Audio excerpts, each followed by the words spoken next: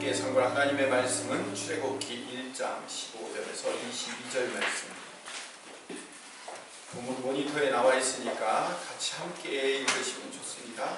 성경책을 가지고 오신 분들은 찾아서 읽으시면 더 좋습니다.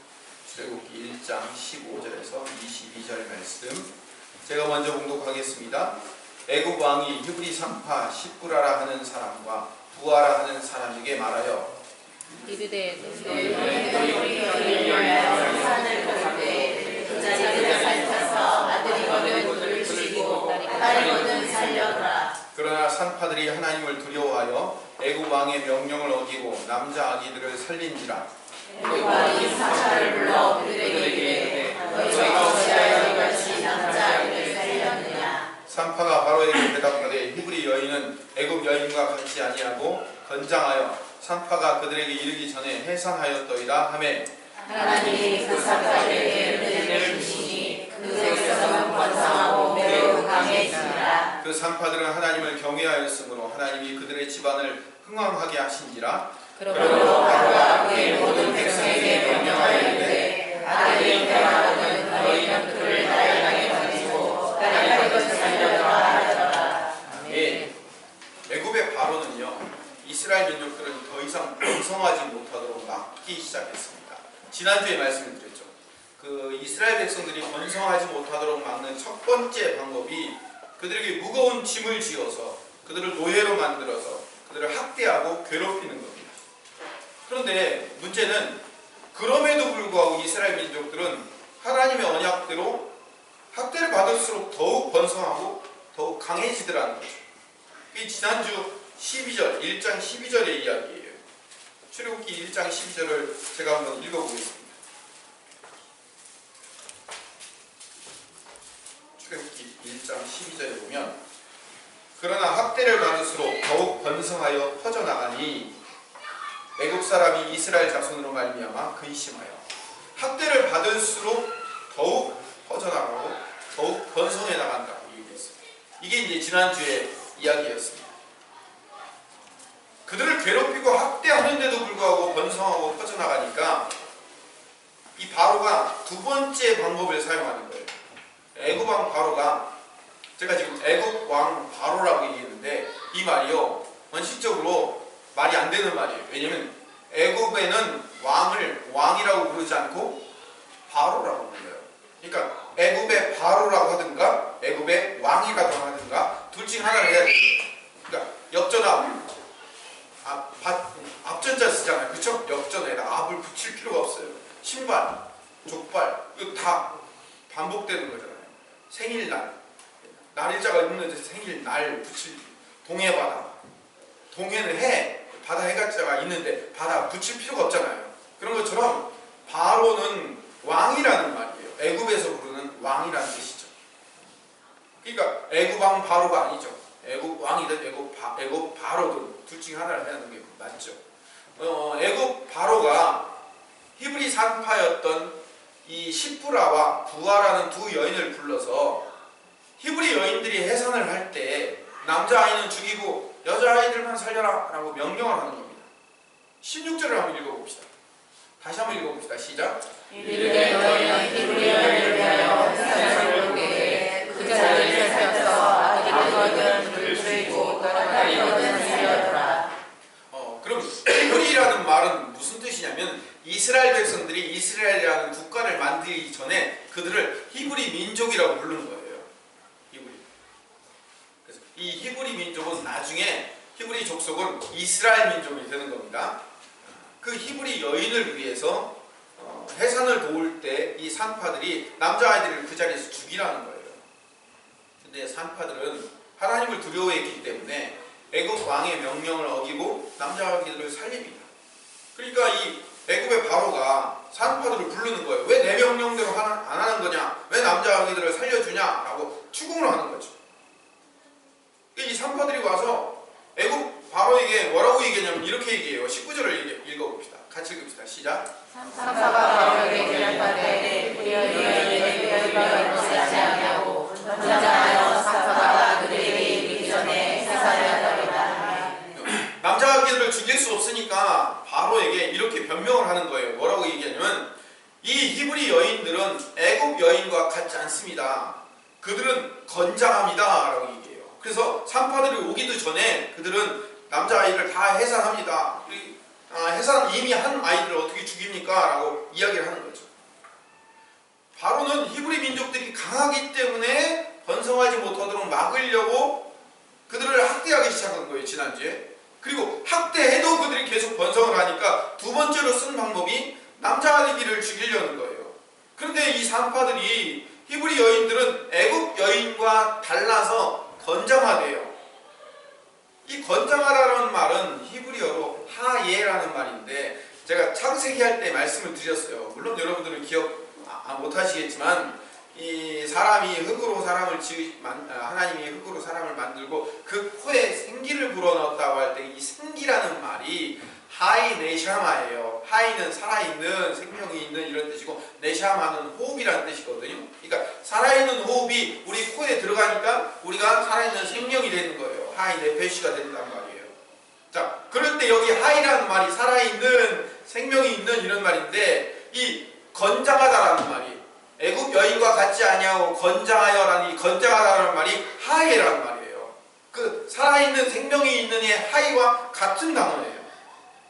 그러니까 번역은 우리말로 달리 해놨지만 사실은 이게 히브리어로는 같은 단어라고. 그래서 이 말을 바꿔 쓰면 이렇게 할 수 있어요. 그 히브리 여인은 애굽 여인과 같지 아니하고 살아있고 생명이 있어서 이런 얘기예요. 살아있고 생명력이 있는 자들이기 때문에 라는 말인 거예요. 이 애굽 왕이 지금 산파들의 말에 지고 있다니까요. 산파들이 애굽 왕을 말을 지금 이기고 있어요. 어떻게? 우리 히브리 민족의 여인들은 뭐 하다고요? 살아있어요. 우리 히브리 여인들은 생명력이 있단 말이에요 라고 얘기한단 말이에요. 이 바로가 지금 말로 지고 있는 거예요. 그래서 21절에 이 일을 성경은 하나님을 경외했다라고 표현해요. 살아계신 하나님이 이 백성들을 살아있게 만들고 생명력 있게 만드는 그 얘기를 전달하니까 이 산파들은 하나님을 경외하고 있다라고 얘기해요. 그래서 하나님께서 그 산파들의 집안을 흥왕하게 만드신다고 말씀하고 있어요. 근데 여러분, 지금 눈앞의 상황은요, 지금 히브리 민족의 모든 남자 아기들을 죽여야 할 수밖에 없는 절체절명의 위기예요. 남자 아기들이 죽어나가면 어떻게 돼요? 히브리 민족이 아무런 소망이 없는 거예요. 번성은커녕 존폐의 위기에, 그리고 멸망에 처할 수밖에 없는 그런 상황이에요. 여러분, 예를 들어서 이 산파들이 죽이든 누가 죽이든 남자 아기들이 태어날 때마다 계속 죽인다 생각을 해보세요. 그 민족의 미래가 있나요? 없잖아요. 근데 하나님은 이 산파들을 도구로 사용하셔서 이 히브리 여인들의 강함, 다시 말하면 이 히브리 여인들의 살아있음, 이 히브리 여인들의 생명력이 있음을 바로에게 증거시키는 거예요. 19절에 건장하여 하에라는 단어를 사용해서. 그저 히브리 민족들이 이 산파 사건 이후에도 여전히 번성하고 여전히 매우 강해지더라고 얘기를 해요. 20절을 봅시다. 20절에 같이 읽어볼까요?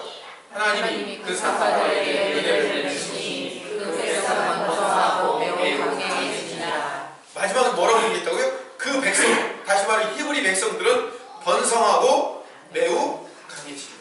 그래서 오늘 설교 제목을 제가 뭐라고 적어놨습니까? 번성하고 강해지니. 그래서 오늘 20절 말씀이 오늘 설교의 제목이에요. 번성하고 강해지니. 하나님께서 지금 위기를 기회로 만들고 있어요. 여러분, 위기는 뭐의 줄임말인지 아세요? 위대한 기회. 만든 말이에요. 따라합시다. 위기는 위대한 기회이다. 위기는 위대한 기회예요. 위기를 기회로 만들어 주셨어요. 물론 여전히 눈앞에 있는 상황은 보이지 않는 상황, 여전히 위기의 연속이라고요. 더 나아져 보이질 않아요. 근데 하나님께서는 사건마다 위기마다 이 사건을 사용하셔서 그 위기를 기회로 삼아가지고 더욱 번성하고 더욱 강하게 만드시더라는 거죠.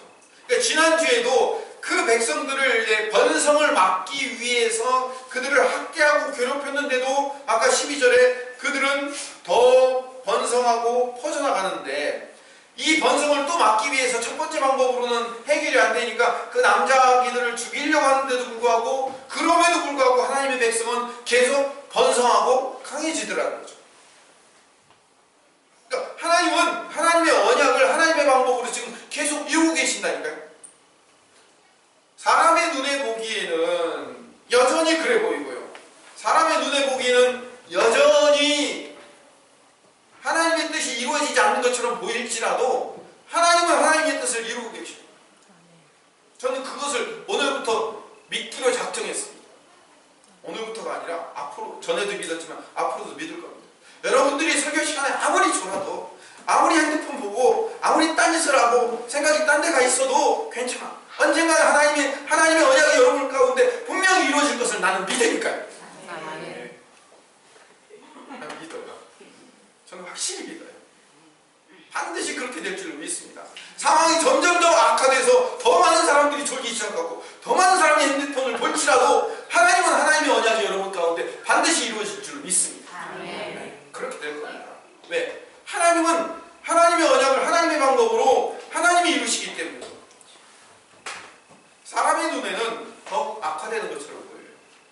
근데 하나님은 당신의 백성을 하늘의 별처럼 바다의 모래처럼 아브라함, 이삭, 야곱, 요셉에게 약속하신 그 약속을 그대로 이루어지게 만드신다는 그 약속을, 당신의 언약을 이스라엘 백성들에게 계속 지키고 계셔요. 지켜요, 안 지켜요? 하나님이 지키고 계시죠. 왜요? 20절 보세요. 그 백성은 번성하고 매우 강해지고 있잖아요. 뭔 번성이 이만한 이에요? 뭔 강해진 게 왜 이 모양이에요? 지금 우리는 지금 학대당하고 있어요. 우리 남자 아기들이 전부 다 죽을 위기에 처했습니다. 앞이 보이지 않아요. 우리는 지금 노예 생활하고 있어요. 지금 이게 무슨 하나님의 언약이 이루어지는 겁니까? 라고 사람 눈에는 미래가 보이지 않고 소망이 보이지 않는 것처럼 보일지라도 하나님은 이루고 계셔요? 안 이루고 계셔요? 이루고 계시는 겁니다. 이걸 보자는 거예요. 지난주 설교하고 이번주 설교가 같이 반복되고 있는 겁니다. 내가 보기에는 내 상황과 환경이 나아지지 않아 보이는 거예요. 그럼에도 불구하고 나를 향하신 하나님의 언약은 지금 이루어지고 있고요. 나와 내 가족을 향한 하나님의 놀라운 비전과 꿈과 소망은 더욱 번성하고 더욱 강하게 만들어주고 계시다는 사실을 지금 우리는 믿어야 됩니다. 아니, 쉽게 말해주세요. 그러니까 이 어려운 상황에서 구출을 해주시겠다는 거예요? 안 해주시겠다는 거예요? 결론만 얘기해 주세요. 물론 구출해 주시죠. 물론 회복시켜 주시죠. 반드시 그렇게 하실 줄로 믿습니다. 근데 하나님께서 그럼에도 불구하고 이스라엘 백성들처럼 나를 이 어려운 상황을 통과하게 만드시는 이유를 알아야 돼요. 이 과정을 통과시키면서 하나님의 하나님 되심과 하나님의 일하심을 경험해야 돼요. 그걸 경험하게 하기 위해서 나를 이 광야 가운데 두신 거예요. 이 광야를 통과하면서 하나님을 알게 되고 하나님을 만나게 되고 하나님을 경험하고 하나님을 깨닫게 되는 일이 내게 일어나는 거예요. 그게 나를 다루시는 하나님의 목적이며 최종 결론이라는 사실을 여러분들이 깨닫기를 간절히 소망합니다.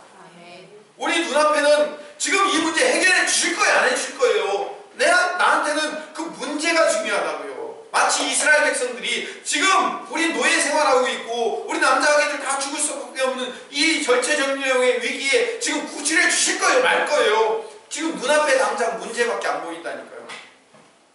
그런데 하나님은 지금 이루고 계셔요. 번성하게 하고 계시단 말이에요.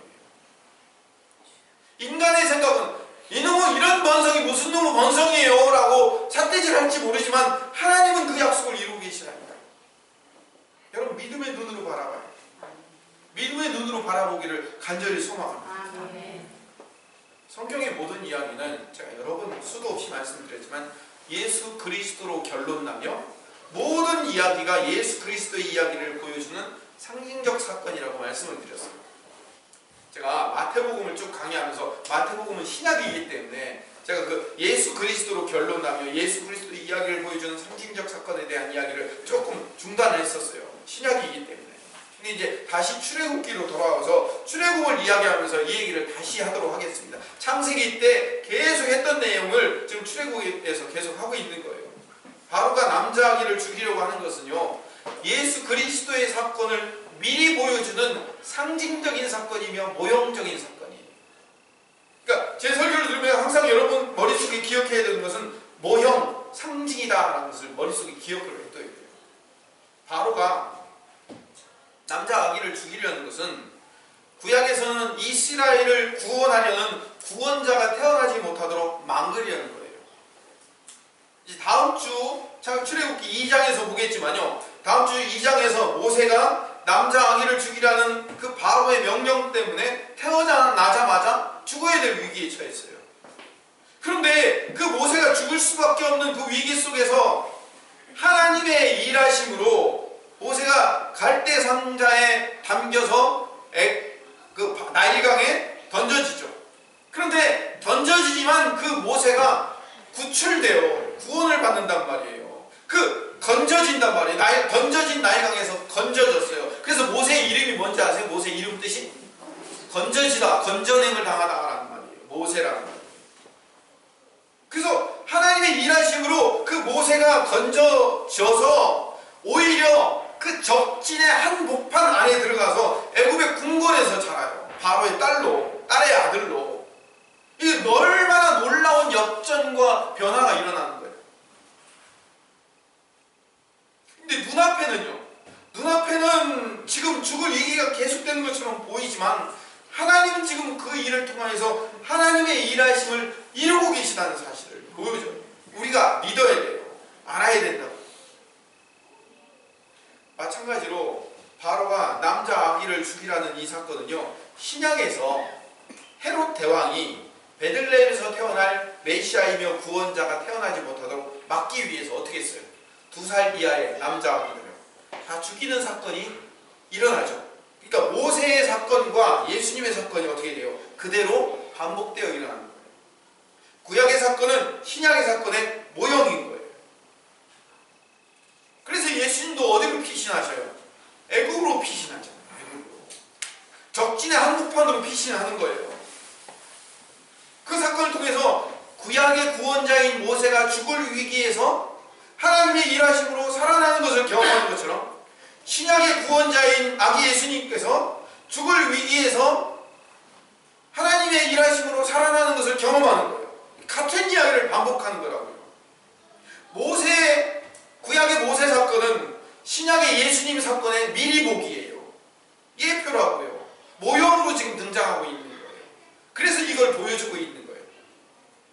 인류를 구원하기 위해서 오실 예수님을 죽이려는 이 헤롯, 그리고 이스라엘이라는 하나님 나라를 구원하기 위해서 올 모세를 죽이려는 바로, 이 헤롯과 바로는 같은 역할을 하는 거잖아요. 같은 역할을 하는데 이들이 전부 다 누구냐면 마귀의 도구의 역할을 하는 자들이에요.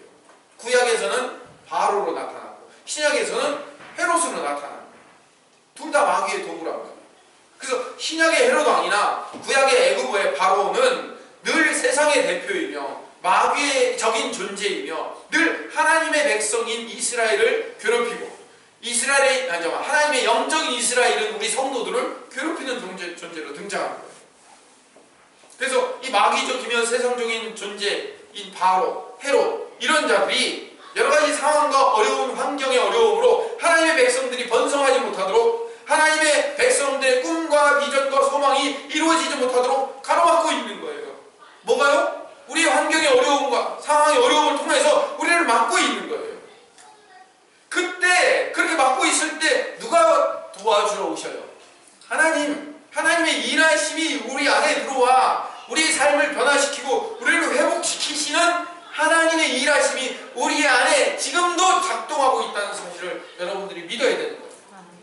앞으로 어떤 날이 오면 그 하나님의 일하심이 일어날 겁니다가 아니라 지금도 하나님의 일하심이 우리의 삶 가운데 이루어지고 있음을 믿으십니까? 아멘. 정말 믿으십니까? 아멘. 지금도 이루어지고 있어요. 마치 이스라엘 백성들이 자기들의 눈앞에 전혀 변화되고 바뀐 게 없다고 생각할지 모르지만 하나님은 그들을 번성하고 강하게 만들고 계시는 것처럼 지금 우리의 상황이 바뀌지 않았다고 해서 하나님이 우리를 변화시키지 않는 게 아니에요. 지금도 우리를 변화시키고 계시는 거예요. 믿음으로 취하는 거예요. 여러분들이 믿음으로 받아들이는 거예요. 여러분 믿음이 왜 중요한지 아세요? 지금도 하나님이 내 삶 가운데 일하고 계시다는 것을 믿음으로 취하고 받아들이는 게 얼마나 중요한 건지 모르겠어요. 하나님은 예나 지금이나 여전히 우리 삶 가운데 일하고 계셔요. 단 한 번도, 단 한순간도 하나님이 일하시지 않은 적은 한 번도 없어요. 내가 예수 믿은 그날부터 지금까지 하나님은 단 한순간도 눈동자와 같이 보호하고 계시며 우리의 눈 깜빡이는 그 순간마저도 하나님은 우리를 보호하고 계시다는 사실을 여러분 믿으세요? 네, 믿어야 돼요. 그 하나님이 우리와 함께하고 계시거든요. 그런데 내 삶이 아직 안 변했다고요. 아직 멀었어요. 어떻게 될지 몰라요. 지금 이 상황, 지금 눈앞에 있는 이 상황을 빨리 좀 변화시켜 주세요 라고 나는 지금 그 상황과 환경이 급급한 거예요. 이스라엘 백성들처럼. 그러나 하나님은 일하고 계십니다. 우리가 중요한 건 그거예요. 그럼에도 불구하고 하나님은 일하고 계십니다. 그러나 하나님은 일하고 계십니다. 이걸 믿는 걸 뭐라고 얘기한다고요? 믿음이라고 얘기합니다. 그 믿음을 여러분들 취하고 소유하시기를 간절히 소망합니다. 마귀는 결국 하나님의 백성들이 이 믿음을 갖고 하나님의 나라를 세우시며 하나님이 일하심으로 지금도 일하고 있다는 사실을 믿지 못하게 만드는 거예요. 또 하나님의 약속의 땅으로 데리고 갈 그 구원자가 태어나지 못하도록 막고 있는 거예요. 구약에서는 모세를 죽임으로 하나님의 백성, 하나님의 나라, 그들을 끌고 갈 자를 태어나지 못하도록 막고, 신약에서는 예수님이 태어나지 못하도록 막고 있는 거예요. 그러니까 바로와 헤롯은요 마귀의 대표가 되는 거예요. 근데 이 마귀는 나중에 어떻게 되냐면 요한계시록 12장 9절에 이렇게 돼요. 어떻게 되나 읽어봅시다. 시작.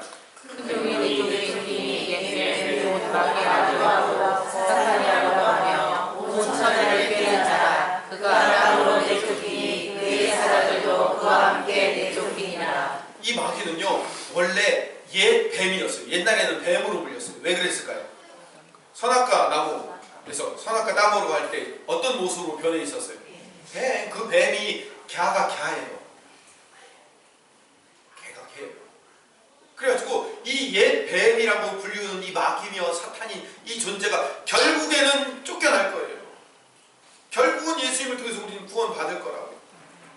근데 이 마귀의 도구인 바로는요 마귀의 마음을 알고 마귀의 생각을 그대로 전달하는 사람이기 때문에 산파들을 불러갖고 남자 아기를 죽이는 방법으로 히브리 노예의 번성을 막고 결국은 하나님 나라가 회복되고 하나님의 나라가 이루어지지 못하도록 막으려고 하는 거예요.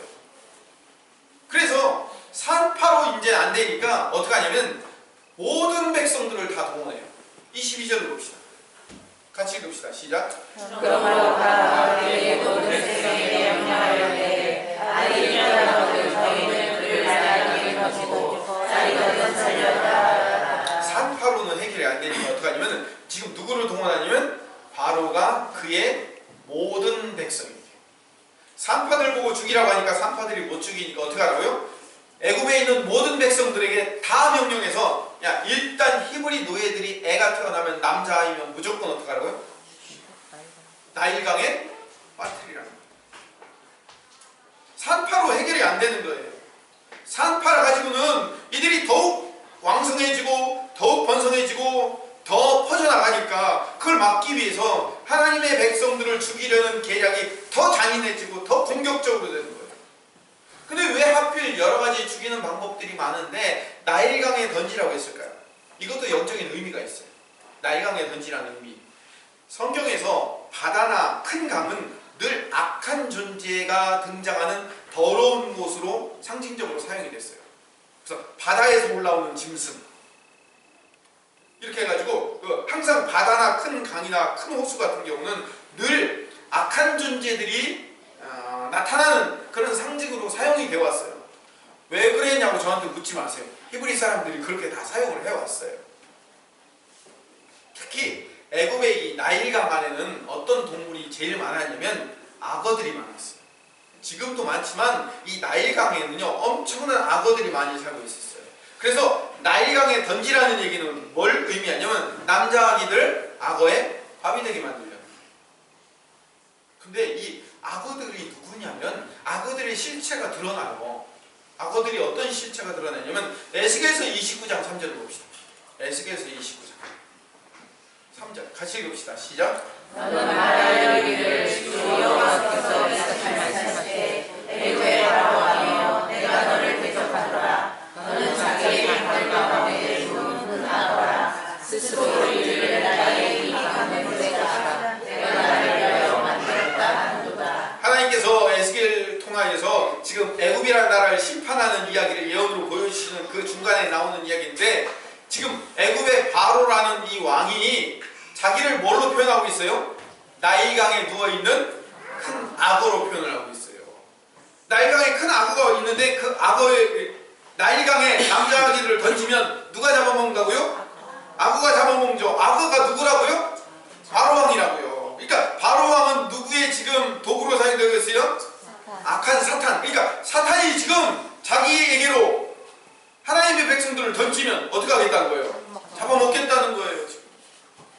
하나님의 백성들을 내게로 던져라. 내가 그 하나님의 백성들을 잡아먹겠다. 지금 그 얘기를 하고 있는 거예요. 에스겔서 32장 2절을 봅시다. 같은 얘기가 반복되고 있어요. 같이 읽읍시다. 시작.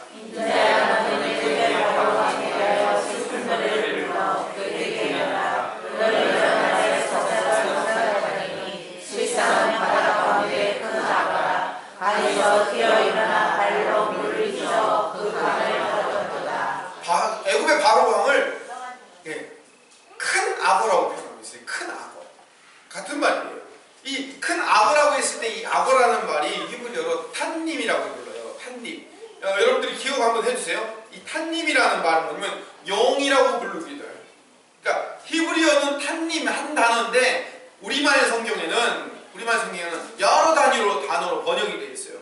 제가 여러 번 수도 없이 설명했죠. 왜 그랬냐면 이 성경이 원래 히브리어 헬라어 성경에서 그대로 우리말로 번역하는 게 아니고, 이게 옛날에 선교사들이 이 성경을 가지고 들어올 때 한문 성경을 가지고 그 한문 성경을 우리말로 바꾸고 그걸 다시 또 바꾸고 하는 과정 가운데 같은 단어인데 이 말로 또는 저 말로 여러 가지 말로 다양하게 번역이 돼서 그런 거예요.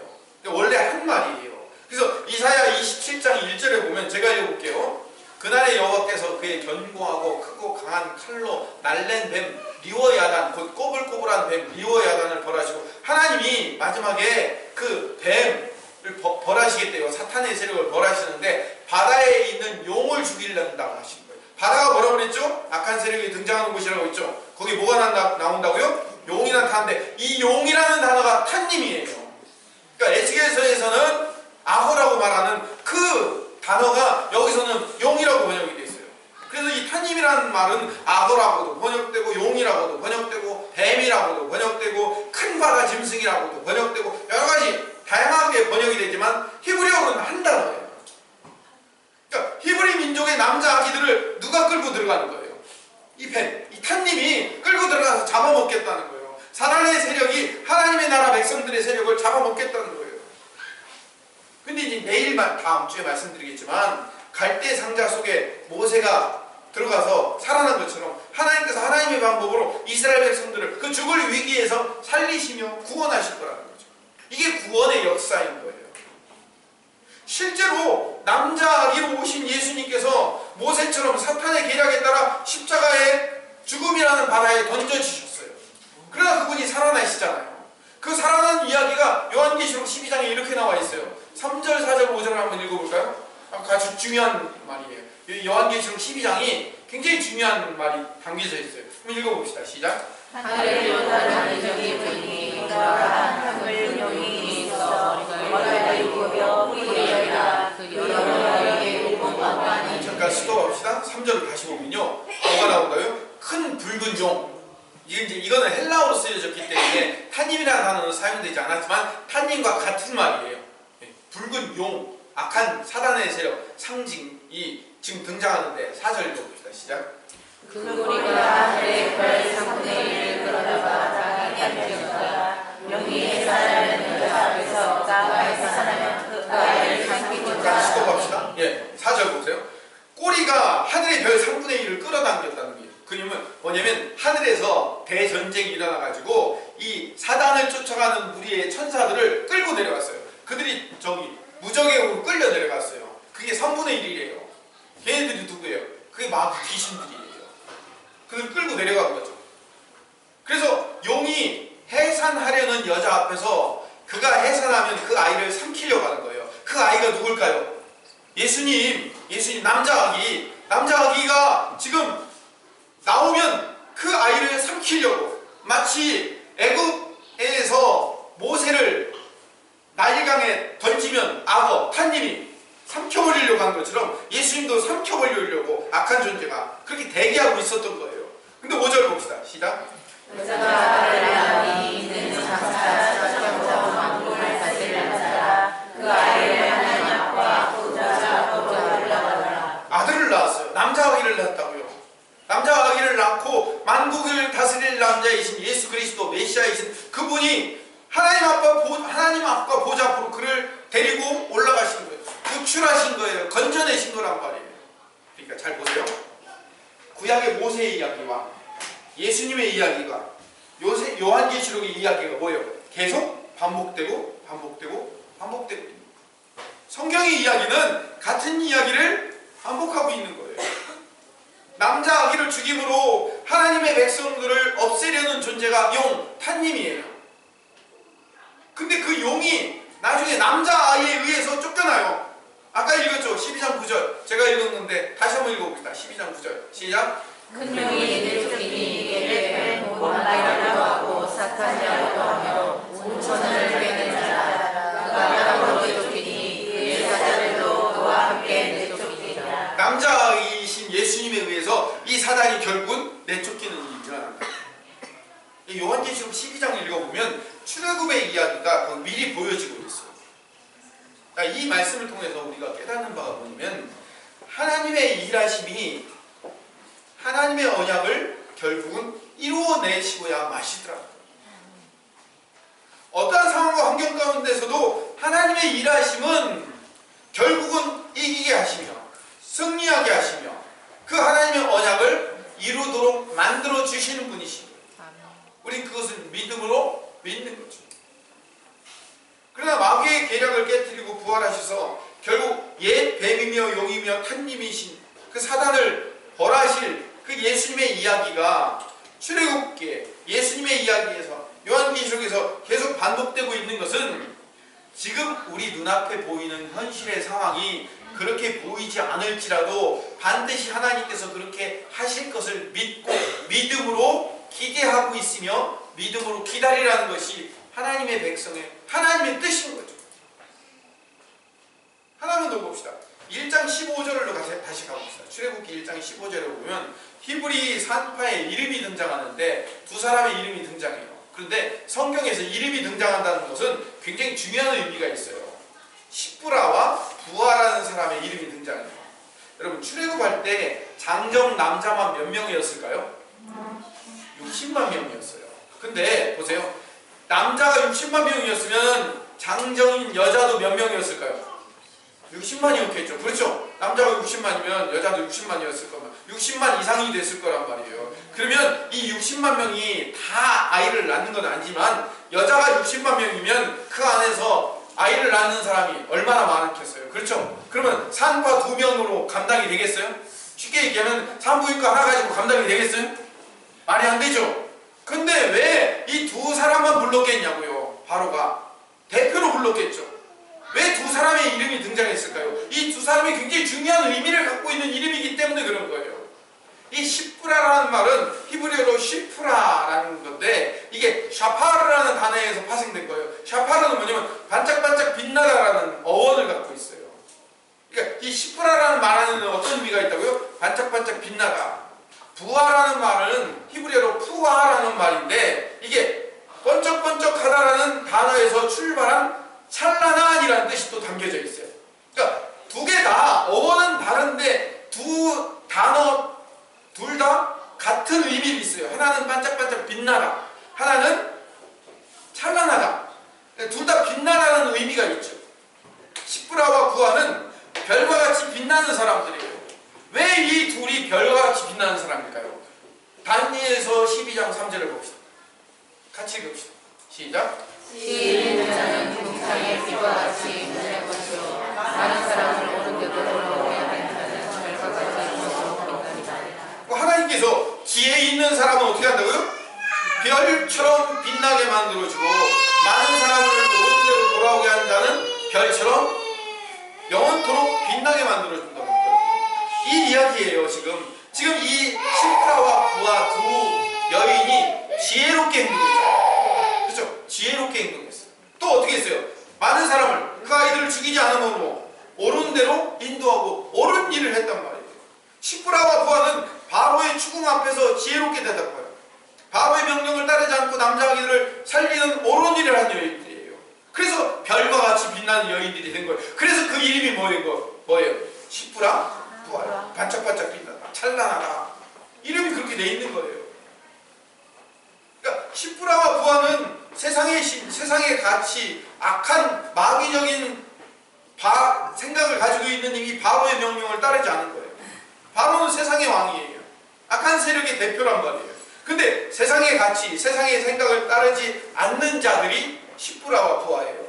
산파들은 세상의 가치를 따르지 않고 하나님의 가치를 따라서 세상의 마귀에 저항하고 반대하는 자들. 그들이 어떤 자들이라고요? 별과 같이 빛나는 자들. 그래서 오늘 본문 21절에 보면 하나님께서 그들의 집안을 흥왕하게 만들어 주십니다. 하나님께서 그 여인의 집안들을 지켜주시고 돌보시고 바로의 위협과 바로의 악으로부터 건져주시고 해를 입지 않도록 막아주시는 거예요. 한번 생각해보세요. 바로가 마음만 먹고 이 산파들 다 죽여라 그러면 어떻게 되겠어요? 내 명령을 지키지 않았기 때문에 죽일 수 있는 거잖아요. 그럼에도 불구하고 하나님이 그 집안을 지켜주시고 하나님이 인도하시는 거란 말이에요. 충분히 죽을 수밖에 없는 상황인데 하나님이 그들을 오히려 그들을 그 상황 속에서도 하나님의 일하심이 그들을 흥왕하게 만들어주고 그 죽을 수밖에 없는 상황에서 그들을 바꿔주시는 것, 이게 하나님의 일하심인 줄로 믿습니다. 네. 오늘 말씀을 정리합시다. 바로는요, 이 산파들로부터는 이스라엘의 번성을 막을 수 없다고 생각하고 애굽의 모든 백성들을 다 동원해서 남자 아기들을 죽이려고 합니다. 그래서 히브리 남자 아기들을 발견만 하면 모든 애굽 사람들은 나일강에 던져서 악어의 왕, 탄님들의 밥이 되도록, 악한 세력의 밥이 되도록 만들려는 마귀의 계략이 바로의 머릿속에 들어가 있는 거예요. 그래서 지금 시련이 닥쳐왔는데 더 큰 시련이 닥쳐오고 더 큰 시련이 닥쳐오는 거예요. 점점 밑으로 떨어지고 있는 거예요. 누가 보기에? 사람이 보기에. 사람이 보기에는 점점 더 악한 상황으로 빠지고 있어요. 그런데 명심하세요. 하나님께서는 하나님의 언약을 하나님의 방법으로 지금 이루고 계시다는 사실을 우리는 깨달아야 돼요. 아까 12절에도 20절에도 21절에도 흥왕하게 만드시고, 하나님은 하나님의 방법으로 그 가운데서도 하나님의 역사하심을 우리에게 안겨주시고 보여주시는 거예요. 아직 안 끝났어요. 이제 시작이에요. 하나님께서 하나님의 구원의 역사를 지금 시작하고 계시다니까요. 애굽의 바로는요, 괴롭히고 하나님의 백성을 억압하고 학대하고 죽이고 그 죽이는 방법을 더 악랄하게 만들고 더 강하게 만들고 더 집착하고 그래요. 근데 하나님께서는 그 속에서도 하나님의 백성들을 만들어내고 계십니다. 학대를 받을수록 12절에 더 번성하게 하시고 퍼져나가게 하시고, 오늘 20절의 말씀대로 그들의 멸망과 존폐 위기에 있음에도 불구하고 그 백성은 번성하고 더 강해지고 있다고 말하고 있어요. 이 하나님의 일하심, 이 하나님의 일하심을 우리가 믿어야 되는 거예요. 하나님은 하나님의 언약을 지금 한 걸음씩 이루고 계십니다. 우리 눈에 보이지 않을 뿐이에요. 어쩌면 어떤 사람들의 입장에서는 더 악화된 것처럼 보일 수도 있어요. 그러나 하나님은 당신의 백성과의 언약을 아브라함에게, 이삭에게, 야곱에게, 요셉에게 주었던 그 언약을 하나님은 결코 잊지 않으신 분이에요. 그래서 하나님의 별명이 뭐예요? 언약의 하나님이잖아요. 그걸 지금도 이루고 계시고 지키고 계시고 그것을 지금 하나님의 방법으로 이루어내고 계십니다.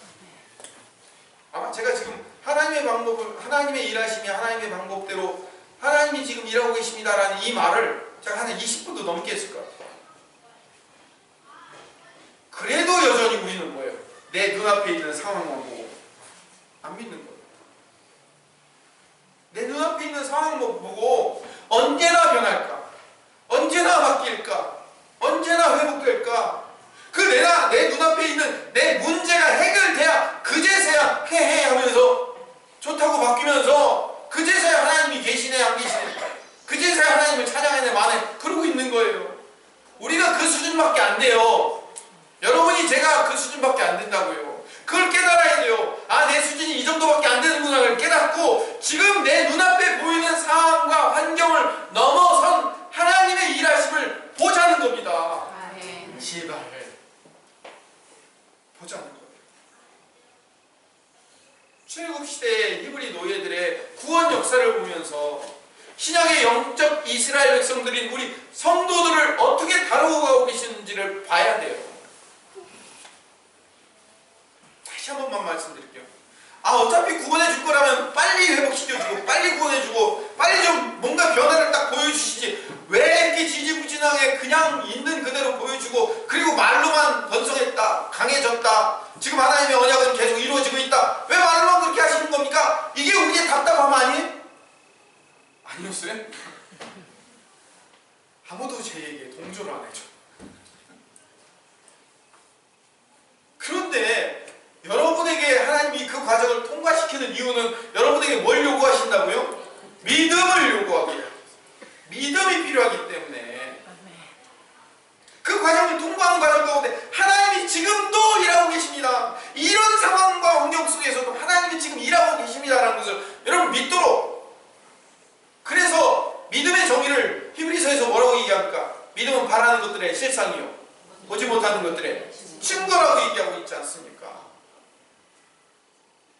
하나님 여러분에게 그 믿음을 요구하는 거예요. 그 믿음을 훈련시키는 거란 말이에요. 괜히 심술 부려가지고 여러분을 안 좋은 상황 가운데 계속 밀어넣고 거기서 안 던져주는 게 아니고 우리의 믿음을 키우려는 하나님의 계획하심을 여러분들이 믿으시고, 하나님은 오늘도 강력하게 일하고 계십니다. 너무나 명확하게 우리 삶과 우리 자녀들의 삶을 번성케 하고 계시고 우리 삶을 만들어가고 계시며 우리 자녀들의 비전과 꿈과 소망을 지금 만들어가고 계셔요. 누구보다도 더 잘, 사람의 눈에 변화 없어 보일 뿐이에요. 믿음의 눈으로 바라보시기를 간절히 소망합니다. 아멘. 믿음의 눈으로 바라보시기를 간절히 소망합니다. 아멘. 기도하겠습니다. 사랑이 많으신 하나님, 우리가 믿음의 눈으로 하나님의 일하심을 바라보게 하여 주시옵소서. 학대받고 남자 아기들이 죽고 그들을 물에 빠뜨려 죽일 수밖에 없는 그 절체절명의 위기 속에서도 지금 하나님은 그 구원 역사를 이루고 계시며 멋지게 이루고 계시며 완벽하게 이루고 계시는 그 하나님의 일하심을 바라보며 깨닫게 하여 주시옵소서. 그런 믿음을 우리에게 허락하여 주셨기를 간절히 바라옵고 예수님 이름으로 기도드립니다. 아멘.